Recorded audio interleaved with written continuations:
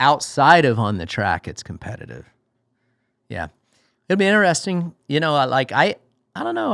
I feel like Jett, if they keep him occupied on the track, and, you know, sometimes, I don't know, maybe with what's going on right now is a blessing for him, and he just doesn't know it yet. Yeah. So now he's like, has to tackle this. Yeah. I'm like, all right, what do I do with the bike that maybe could be better? How do I overcome that? So it's kind of like a little challenge for him. Yeah.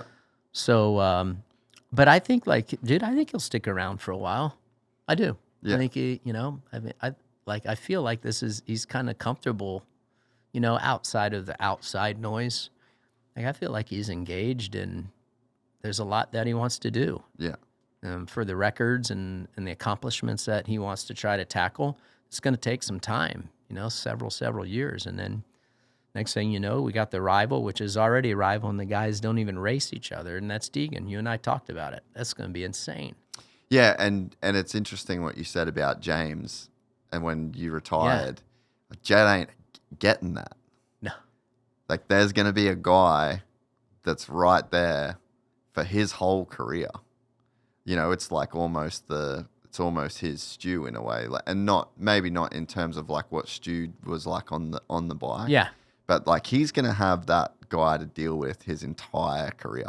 And it might be the first time in his, like, so we've only ever had like a changing of the guard, a changing of the guard, right. a changing of the guard, like, we've never had, he wins one, you win one, he wins one, you win one, he wins inside, you win outside. We've never really had that back and forward. A little bit with Eli and Coop. I guess, yeah.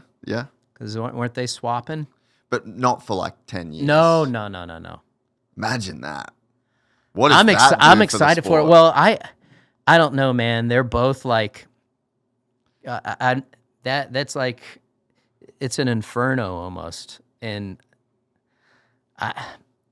do they both just nip at each other's heels for 10 years? I hope so. I do too.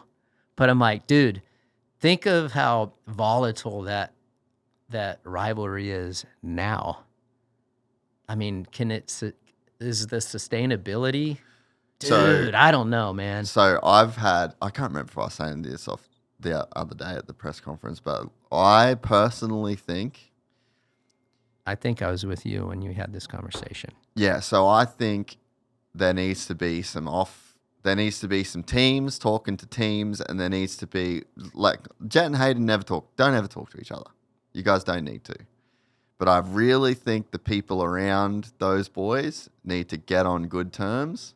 They need to come to terms with the fact, because I personally think Hayden's that good as a rider. I wasn't convinced at the start when he first turned pro.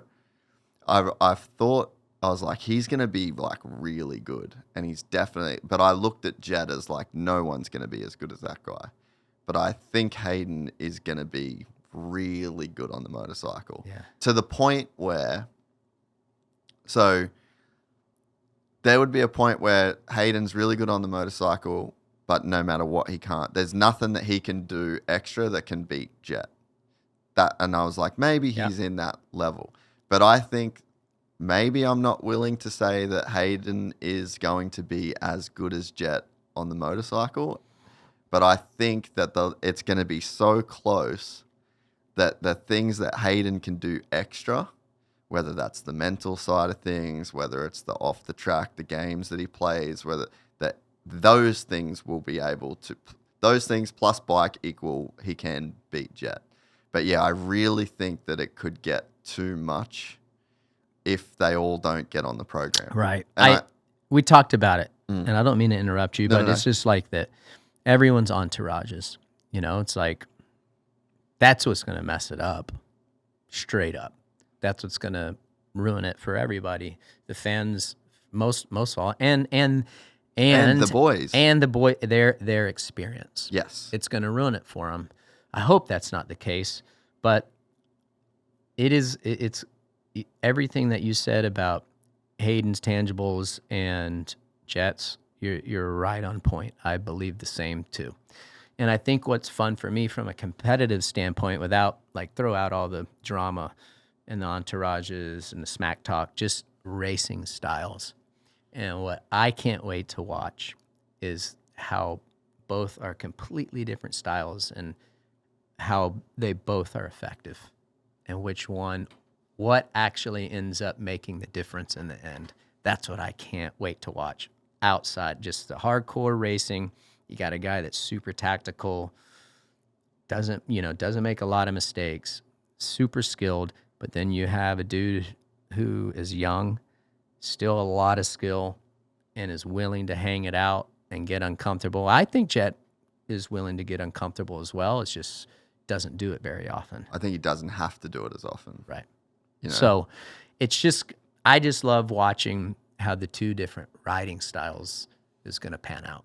Yeah. Outside of the other stuff, that it's just going to naturally be there. And I think this is one of the ways I've been thinking about it, right? So you Deegan and Pastrana. When did you ever hear Pastrana reference Deegan? Never. Yeah. That's the playbook. Right. That's it. But we've already got this back and this. So it's like if we've got Haiden Deegan and we've got Travis Pastrana and Jett Lawrence. It's the same shit. Yeah. But we've totally got a different way that Travis is dealing with Brian in this, in the analogy. Mm-hmm. So it's like, I really think the playbook has already been set. It's already been written. Chirp, chirp, chirp, walk the high road. Chirp, chirp, chirp, walk the high road. And it's like that. If you just do it the way that it's already been done, we're good. But I think if they get into a war, that I think it's going I think that would be a struggle. Yeah. And I think it would take years off careers and, but it just would spill over. I don't know, maybe that's a crazy world too, where it's like maybe that pushes us into like a totally different stratosphere. I do feel like at some stage, and I think that they both need to, I think that they both need to respect their craft. I do. From a competitor standpoint, you got to respect the guy. If I'm Jett, I got to respect Hunter from a riding standpoint and his ability and how effective he is. And the same for Haiden. You have to have respect. Don't have to like him, but respect him. And I think for the longevity of that, I think that mindset would be helpful. That's what I would try to do. Like, even though, like, Chad and I there was no love lost between us two, but, like, I always respected him. Always respected him as a competitor. He's so gnarly. I think that if they can do that, that would be helpful. If you enjoyed this content, please like and subscribe. And to listen to the full 3-hour podcast, search Gypsy Tales in your favorite podcast platform or click the link in the description below. Gypsy Gang.